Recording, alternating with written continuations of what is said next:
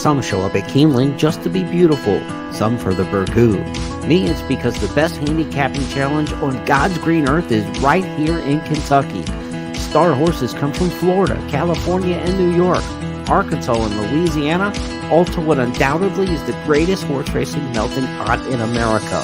Into the stretch at Keeneland, and Flight Line just moves right by. Life is good. Win here and you've done something. Love what you do and you'll never work a day in your life.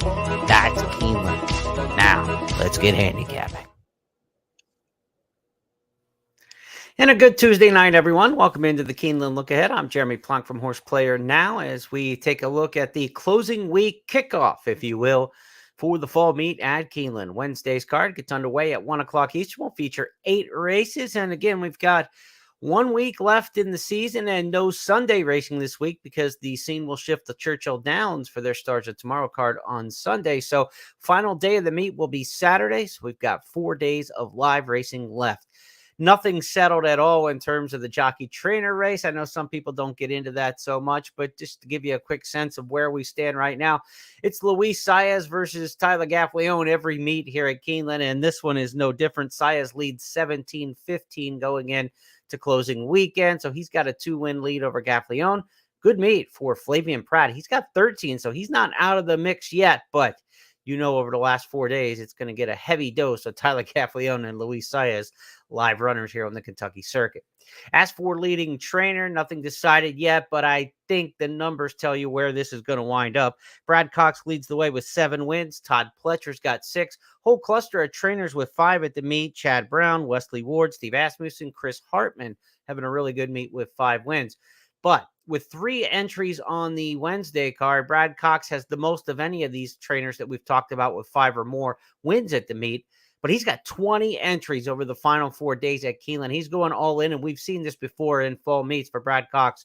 He goes all in the last week at Keeneland, and there's just too much volume there. I don't think anybody will be able to overcome him for the leading trainer title. And in fact, I looked at the card today for Wednesday, and I also started to look ahead to the Thursday card a bit as well. And Brad Cox is absolutely loaded between Wednesday and Thursday with a lot of live horses, especially some first-time starters that look good on paper. We'll see how it shakes out.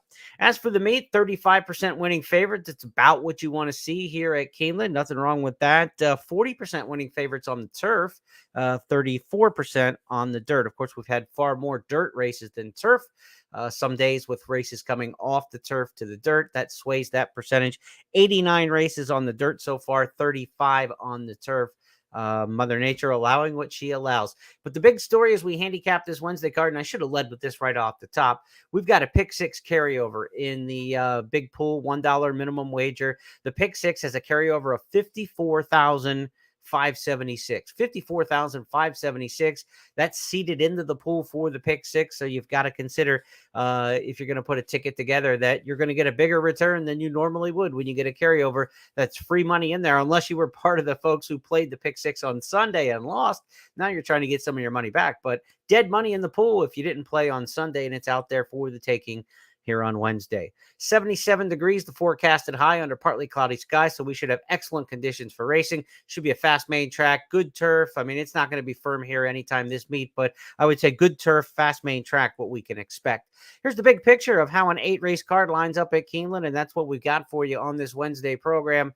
And we go to the big picture here. And there we go. Pick 5 starts in race number 1. It'll go 1 through 5. So some of these races in the middle are going to swing both the early and late pick 5s and pick 4s. Race number 2 starts the early pick 4. That is races 2 through 5. The carryover pick 6, again, 54,000 plus in the pick 6, begins at race number 3. Pick 4 in our the pick 5 starts in race number 4 for the late pick 5. So again, race number 4 is going to be part of the early and late pick 5. It's going to be part of the early pick 4 as well. Race number 5 is going to start the late pick 4. It'll be part of the early pick 4 on 2 through 5. It'll be part of the early pick 5, 1 through 5. And of course, it'll be part of the late pick 5. So race 5's everything. If you can come up with a good opinion in race number 5, you've got one leg and various multi-race wagers that you can try to attack. Keeneland Turf Pick 3 will be on races 4, 6, and 8. 4, 6, and 8 on the card for the Keeneland Turf Pick 3. My 3 key plays of the day include Do you want to play the pick six or not, and how you might evaluate whether or not you can put a ticket together? I think that's the key on a big carryover day that you have to take a look at. We've got a couple LTB angles, layoffs, turnbacks, and bullets. We'll talk about those coming up in races 4 and 7 that might be able to give us some decent plays there in a couple of the races, one on the turf and then one on the main track as well. LTB, one of my favorite handicapping angles that applies not just a Keeneland kind of thing like that, but no matter which track you play. Layoff, turnback, and bullets. We'll talk about what that means when we get to those individual races. Time now to look at the Keeneland Handicapper Selectors Box. You can download this or print it for free off the Keeneland website. Go into the Expert Selections Handicappers Consensus Grid, and you can get the picks for Scott Hazelton, myself, Caton Bradar, Tom Leach, Kim Nelson. Let's get into the picks for race number 1 as we start off this program. Again, first post 1 o'clock for the 8 races. A mile and an eighth maiden claimer in race number 1, $40,000 maiden claimers. We've got 2 top picks in here for the 5 unwrapped. And we also got a top choice in here for the 6 Solomon Vandy, the 3 Big Skippy, and the 2 away from home. So a couple of these in here, spread out. We only have unwrapped the 5 getting 2 top selections in this particular spot. Unwrapped my top pick as well as Kim. Mile and an eighth on the main. We don't get a lot of these races at Keeneland in the fall meet. We've only had 6 of them when you talk about maiden claimers going a mile and an eighth over the years. So you want a horse up near the pace according to those 6 past races that we had. And that kind of makes sense. Most of these horses don't want to run this far. Cheaper horses, maiden claimers going a distance of 9 furlongs. You probably want to be up near the lead in this particular spot and see how far you can take them. So I'm going to take number 5 unwrapped to maybe be wire to wire, certainly be up forwardly placed throughout in this particular spot. Made the lead last time out at Churchill going 7.5 and now stretches out. So we're going to take that first time gelding, second start since a little bit of a layoff since July. We'll see if unwrapped improves second off the layoff. And again, first time gelding. We're trying to get something up near the pace. Not a high confidence level. As you can see, 4 different top picks in here amongst the public handicappers. Not a big confidence level when you're talking maiden claimers going a mile and an eighth. Stay with me with just a second. Got an adjustment to make here in the studio, and we'll be back with race number 2 in just about 10 seconds.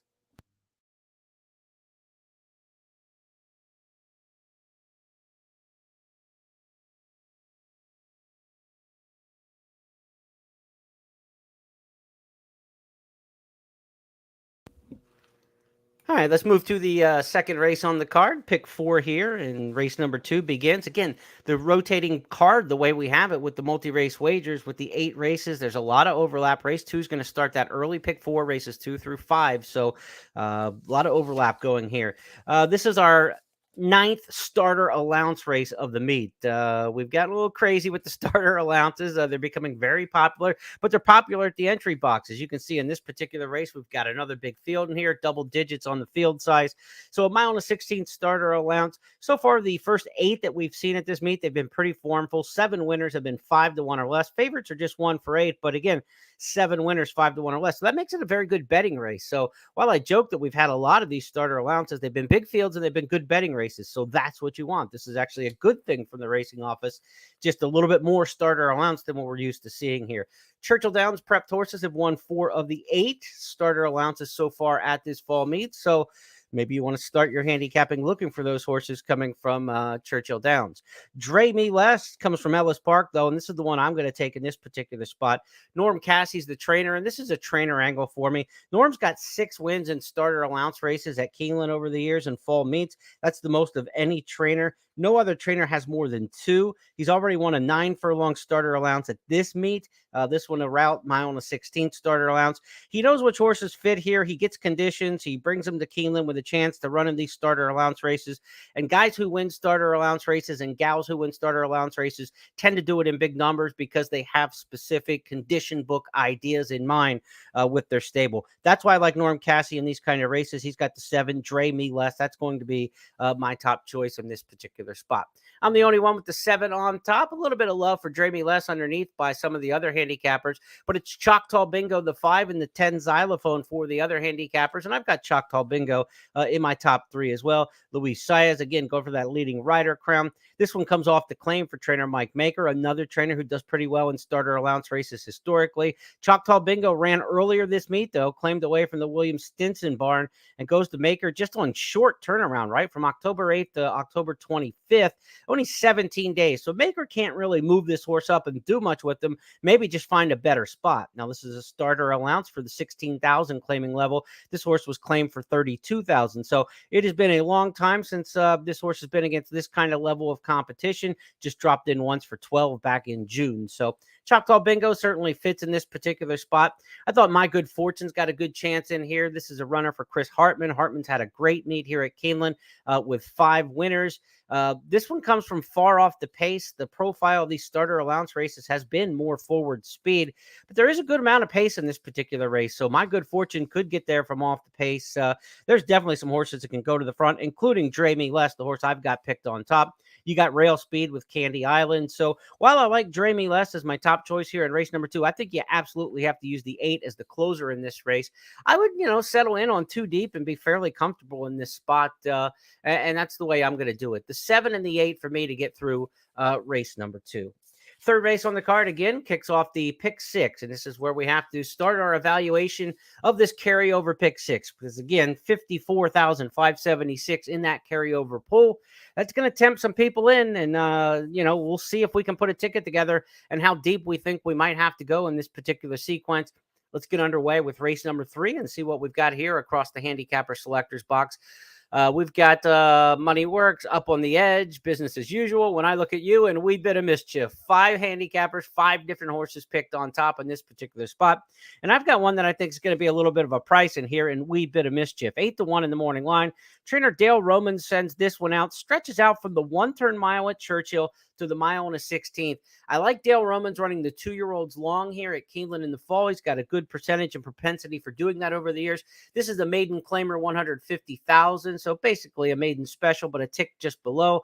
But at the mile and a 16th distance, those 1-turn milers at Churchill, I like them going a mile and a 16th. They got a little bit of brilliance from coming out of a 1-turn race, a little more speed perhaps, can get into the race. But then at the top of the stretch here at a mile and a 16th, they've only got to survive 110 less yards to the 16th pole finish line. So Wee Bit of Mischief comes off a decent effort last time. I think this horse will show a bit more speed around 2 turns now versus last time. And the Damn Sire Congrats tells me this horse wants 2 turns, so hasn't had a chance to run long yet, has only gone up to a mile in the 4th career start.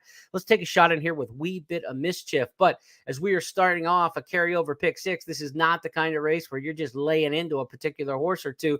This is a race where you want to spread and get a little bit of coverage to start that pick 6. So as we start our evaluation process of the pick 6, this is a race where I think you're probably going to be, in a neighborhood of 4 deep. Up on the Edge is a horse you've got to consider in here, but also entered back on Thursday on the 26th. So will Up on the Edge run in this race or scratch? That's going to be a big deal when you're putting a ticket together, because Up on the Edge is going to be one of the favorites in here, if not the post-time favorite. 7-2 on Nick Tamero's morning line and a lukewarm morning line favorite. Good second place finish at Ellis. Good second place finish at Churchill. Makes sense. Another one coming out of a 1-turn mile at Churchill, stretching out. So very similar to the form that we have with the 8 Wee Bit of Mischief. I get the feeling usually when somebody cross enters 2 days in a row, they go for the second day. So I'm thinking Up on the Edge may scratch out of here, but certainly you want to check with Scott and Caton with today at Keeneland, 11:30 a.m. Eastern for the updated scratches and changes. And they'll be out before that too, before that show. On social media and at Keeneland.com. Be sure to get the updated scratches and changes. What Up on the Edge does in this particular race, whether they stay or go in the Thursday race instead, is a big deal to the handicapping. When I Look at You makes a lot of sense for Kenny McPeak. You're talking about maiden claimers going long, like we talked about Dale Romans having success with these 2-year-olds going long. Kenny McPeak, when he drops horses into maiden claiming and stretches them out, he does it in a lot of volume at Keeneland, so he may not have the percentage that you might be, saying there's a standout, but he wins a lot of these races. It's been a tough meet for Kenny, but When I Look at You is the kind of horse he wins with late in the meet here at Keeneland historically over the years. I think you've got to go with No Risk It, No Biscuit, the 2 named for the coach of the Tampa Bay Buccaneers, Bruce Arians, was his famous saying with, if you don't throw it deep, you take no risk, you don't win anything. So No Risk It, No Biscuit there. Another one coming out of the Churchill, 1-turn mile, stretching out for Tom Amos, who's had a pretty good barn as well. I think you got to use the 2 in here. So 2, 4, 7, 8. I think you've got to go at least 4 deep. And that doesn't give you the 1 and the 11, who are top choices in here for some of the other public handicappers. The 11's Chad Brown, the 1's Norm Cassie with a first-time starter. You can see right away that this pick 6 is already starting off with maybe a 4, 5, 6 deep kind of situation. Now, the one way to maybe change this all up is if the 4 up on the edge does stay in this race. That says maybe the connections, Rudy Brisset and company, looked at this field, looked at tomorrow's field, and feel like they've got a much better chance today. That could be a confidence sign if they stay in the race today. And instead of going 5 and 6 deep, maybe you just lock down and single in that particular spot with up on the edge. But I'm going to give my shot in here to the better price, that being Wee Bit of Mischief. And we'll see if Dale Romans can have a little 2-year-old route magic going once again here at Keeneland in the fall. All right, let's go to race number 4 next up. And race number 4 is going to kick off the pick 5 for the late pick 5 sequence, races 4 through 8. It's going to start the Keeneland Turf pick 3. And of course, it's a swing race with the early pick 5 and the early pick 4. It rolls in and out of both of those sequences to the early and to the late with the pick 5. So a lot to look at in race number 4. And this is one of my key plays of the day. We got the LTB, layoff, turn back, and bullets. So what do we mean by that? Horses coming off a layoff, an extended vacation, they're fresh. Now they turn back in distance. They're running shorter than they had run previously. So they don't have to be as fit as what their form used to be. So they're laid off. They're turning back and shortening the trip, but they're firing bullets in the morning, which tells you they're sharp. And a lot of times when a horse comes off the layoff, it's not necessarily about stamina, depending on the distance. It's about, is the horse sharp and ready to go? And in today's modern training game, with the way that the horses are medicated, the way that they're trained up the races off layoffs, it's different than your grandfather's handicapping or my early handicapping 25, 30 years ago. You respect horses coming off layoffs now much more than you used to. You used to just draw a line through them. But LTB, layoff, turn back, and bullets, that tells you that the horse is fresh. They're shortening the trip. They don't have to do as much as they've shown in the past, and they're firing bullets. They're sharp in the morning. So we've got that situation with a horse in here in race number 4. So let's get to one of our first key plays of the day. It's number 7, Double Clutch. Also top pick in here in by Caton. Second pick for Tom Leach. But not a lot of love across the way for Double Clutch for trainer Rusty Arnold. This one's 8-1 in the morning line on that LTB angle. This is a turf sprint, 5.5 furlongs. This is a horse who's run here at Keeneland in the past, has a win over the course. That's always a plus. Bullet workout again. And Rusty Arnold, when it comes to turf sprints at Keeneland, yes, he's not Wesley Ward with 40-some wins, but he's as good as anybody else. In fact, better than almost everybody else. Rusty Arnold's good with the turf sprinters here at Keeneland. I like this one, turning back in distance with the bullet workout. Give me Double Clutch from post 7 in this turf sprint race number 4. Now, you know, I always talk about the 3, 4, 5 posts in these turf sprints. That's the full field turf sprints with a full field of 12. The rail is out here, so the turf course isn't the same with only 10 eligible to run in here because of the rail position. So only 10 can run in this particular spot. And when you look at the stats in 10-horse fields, they just don't jive the same way they do in the big capacity 12-horse fields. Outside horses, inside horses, both of their percentages are better in the 10-horse fields than they are in the 12, considerably better. So throw out that 3, 4, 5 thought process when we don't have the 12 horses in the turf sprint. If you like a horse in a 3, 4, 5, there's absolutely nothing wrong with it, but there's no real statistical advantage there whatsoever. So I'm on the 7, Double Clutch. I'm solidly behind this one. But I'll tell you, there is an X factor in this race, Donegal Mischief. Let's see what the other handicappers did in this 4th race with Donegal Mischief. Picked on top by Tom Leach, a couple second choices, third choices along the way. This is the real X factor in the race. Debuted at Evangeline Downs in July and won the maiden race, turf sprinting, by 10.5 lengths. Since then, was privately purchased by Donegal Racing, sent to Brad Cox with an elite Eclipse Award-winning trainer. Now leading jockey Tyler Gaffleone, battling with Luis Saez at the top of the standings, takes them out. You really have to respect Donegal Mischief's chances in here, but it's probably going to come at an underlay price. That big 10-length win is going to attract a lot of attention. The 87 buyer speed figure is going to attract a lot of attention. 5-2 in the morning line. This horse will go favored. Evangeline horses just don't come here often, and they don't win here. I mean, one horse in our database, 17 years of our database, one horse coming out of an Evangeline Downs race has won here at Keeneland. That was a 10,000 claimer back in 2015. Yes, I get it. This is different, right? This is now a Brad Cox horse. Cox has had the horse in the barn for a while, trained at Ellis Park since August with the barn. So maybe it's not a typical Evangeline Downs horse, but we're respecting the form from Evangeline Downs when there's no predicate for that here at Keeneland. We shall see. We've seen some horses come from Louisiana and run really good races here at Keeneland in some of the stakes races. Brent Brinkman brought one up here and won a stakes race a year or two ago. So it can happen, but I just think you're going to get too short of a price for what you're trying to do. Outside post, like I said, is better here in the 10-horse field, but it's never advantageous to be in the 10-hole turf sprinting. So I'm on double clutching here, and I would take a gutsy single in this particular spot at a very nice price. So let's see what we can do here in the Keeneland Turf Pick 3, starting off with the single. In the swing races to the Pick 4 and the Pick 5, an interesting race where we can possibly single. And not only single, but we're singling and beating a favorite trained by Brad Cox. If we can pull this off, then race number 4 really becomes something that's quite lucrative to us for the rest of the card.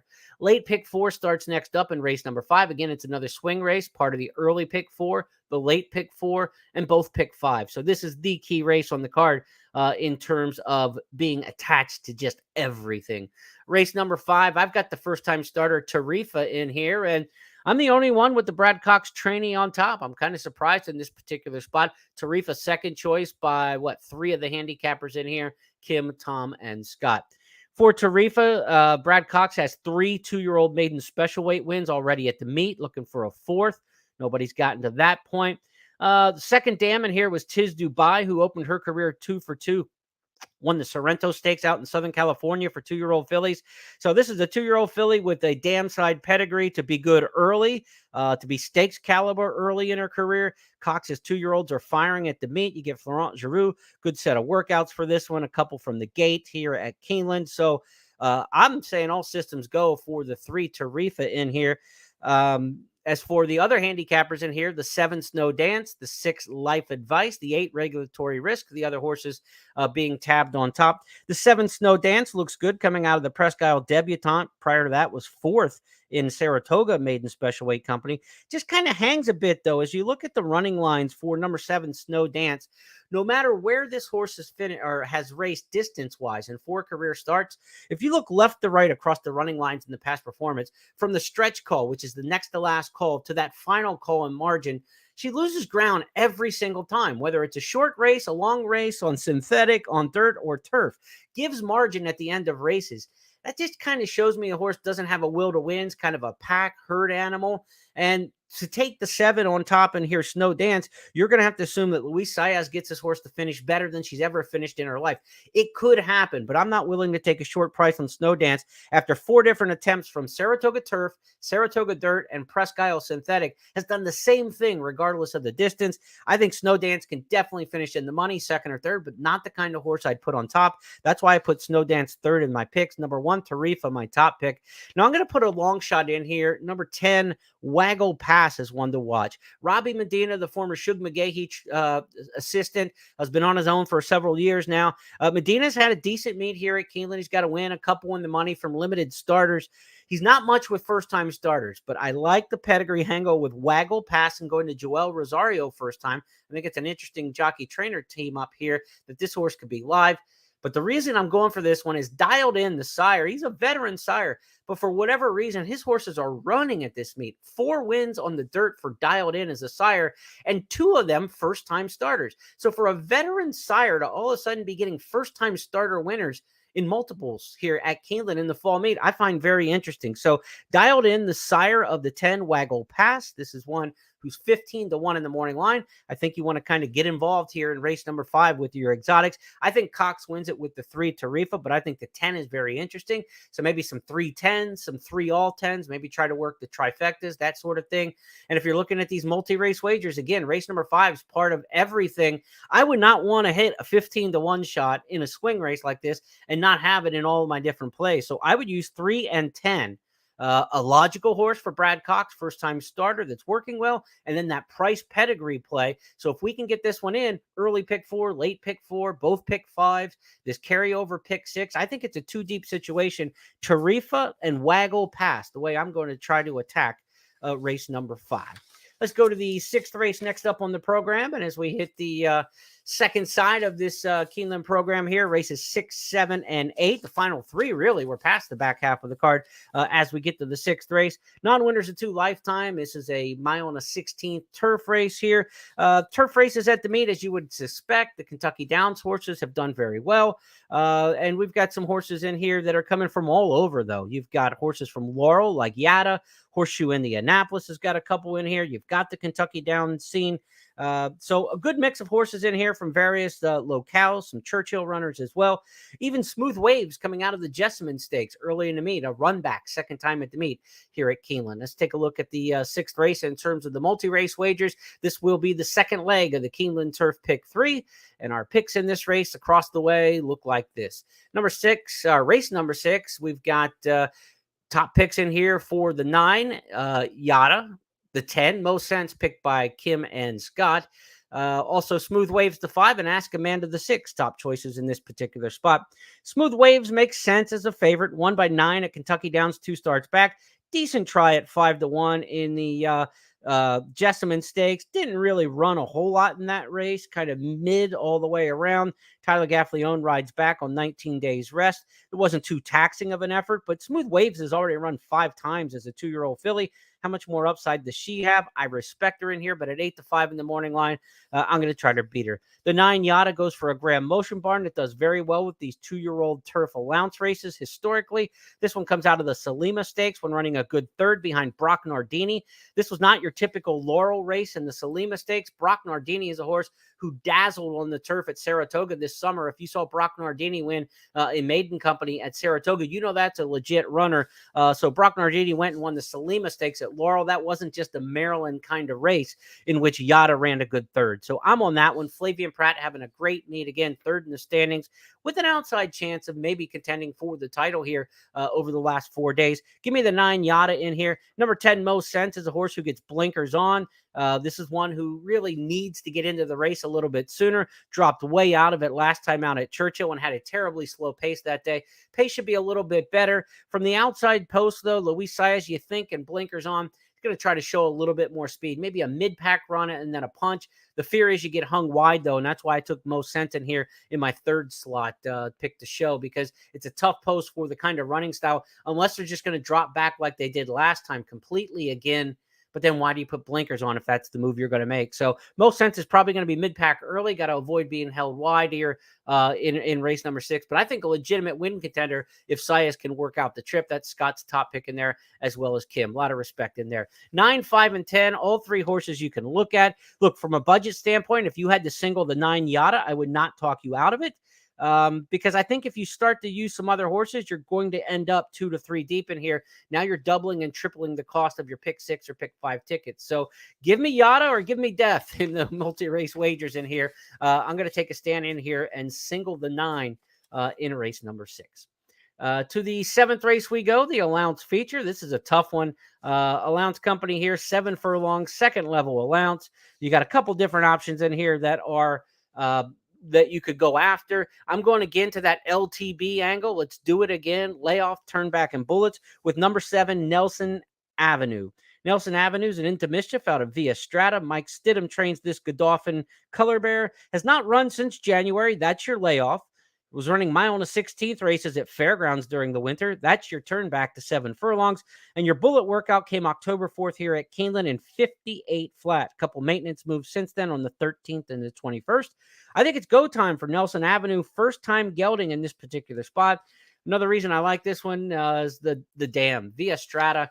Looked her up. I didn't remember her off the top of my head. A lot of this stuff is research. It doesn't all just click out of here. But Via Strata ran 1 time at Keeneland back in the 2015 spring meet. She won an allowance race by 8 lengths romping. So she liked the track. Mama liked the track, and Kira McLaughlin trained that one back in the day. Buy Into Mischief, this 4-year-old colt. Obviously a pedigree there. Into Mischief has the most wins of any sire at Keeneland here on the main track. The percentage has gone down in recent seasons because there's just such a high volume of the Into Mischiefs. But again, by volume, nobody sends out more winners here than Into Mischief.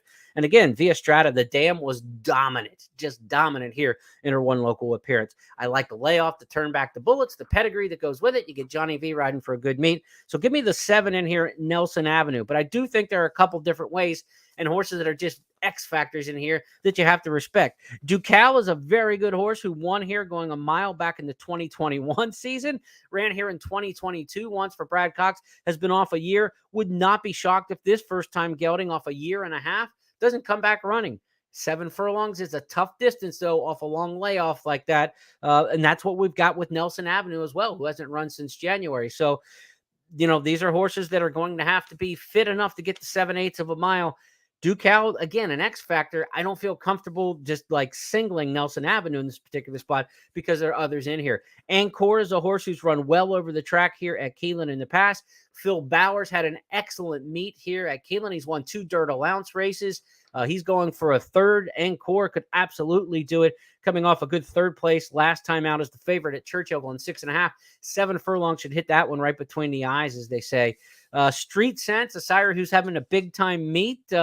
Would not be surprised if Street Sense has got a little bit of say in this particular race.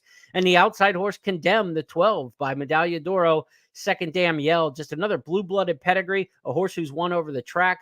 There are options in here. But again, we're going to go to the LTB angle in here and try to play an intra-race win bet on the 7, Nelson Avenue, also the top pick in here for Tom Leach. But I think 7, 5, 12 are a minimum when you're looking at the multi-race wagers to feel comfortable in here. The 10, Ducal, I think you just almost have to use out of the fear factor in here. The 1, Vittorio, certainly fits, but a horse who runs second and third a lot. So I wouldn't put the 1 on top in this particular spot. But if you wanted to use the 1 in exotics, no argument there at all. So 7, 5, 12, 10, 4 good options for you in race number 7 as you spread your wings a little bit, maybe in this particular spot. But again, I'm with the 7, Nelson Avenue, LTB angle here. Pedigree to like the track. Johnny V rides. Give me the 7 in race 7. To the 8th and final we go. It's a maiden special weight, 3-year-olds and up, going a mile on the turf. Way Hill Road was a horse I liked and bet last time out at Kentucky Downs. Ran a bang-up second at 7-1, which is second best that day. Way Hill Road has a tough post position to overcome, but I think this mile trip here suits this one very well. Didn't get the fastest of paces at Kentucky Downs to run into.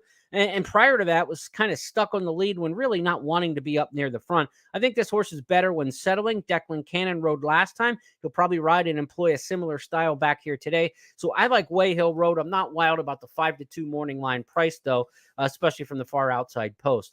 Don't sleep on the 9, Heart and Soul, because this is a maiden special, older race, 4 to 3, 3 and up, older maiden special. Favorites haven't done well in these races over the years. 11 for 47, so well under 25%, like 23%. So that's not great to take favorites. So you got a favorite from the outside in Way Hill Road. I think it's the best horse in the race, but it's my top pick and most likely winner. But when it comes time to gamble in this spot, if you get a better price on 9, Heart and Soul, coming out of a very similar kind of race last time at Kentucky Downs, I would take the bigger price in here with Heart and Soul for a race that profiles nicely. The average winner of these races for older maiden specials going long on the turf is 5.5 to 1. So it's not like something totally crazy, but you can get a little bit of a price. Heart and Soul, 1 to watch in here. First time starter Nation is 7 to 2 in the morning line. May end up as co-favorite in here. Second favorite based on the morning line.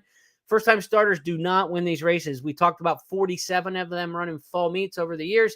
1 first-time starter. So that was successful. If Nation wins this, going to clearly be a horse with a future and certainly just laying over the field on talent. First-time starters don't win these races very often, going long on the turf, maiden special, older horses. So I'm going to take Way Hill Road and Heart and Soul. I'm going to go too deep in this particular spot for the multi-race bets. So as you can see, we've narrowed it down enough in the pick 6 and the pick 4 and pick 5 to get interested in those sequences, especially when we're looking at the big carryover of $54,000. Probably the deepest we'll go in any particular leg would be 4 to 5 at the absolute max. So no race where I'm looking to push the all button or anything like that. Rarely do I do something like that anyway. But in this particular case, the races just don't even draw me in to making that kind of handicapping maneuver. That's going to wrap up this edition of the Keeneland Look Ahead for Wednesday, the 25th tomorrow. First post will be 1 o'clock. Again, check out Scott and Caton for the Keeneland Today at Keeneland program, 11:30 a.m. Eastern. I will be back Wednesday night to look at the Thursday cards. Still working on that handicapping. We'll get our blog up tomorrow on the website for the Thursday card. Wednesday's blog, all the stats and trends, some of the stuff you heard on the show tonight, already there at Keeneland.com under the expert pick section. So be sure to check that out every day. I'll see you tomorrow night, everybody. Have a good night.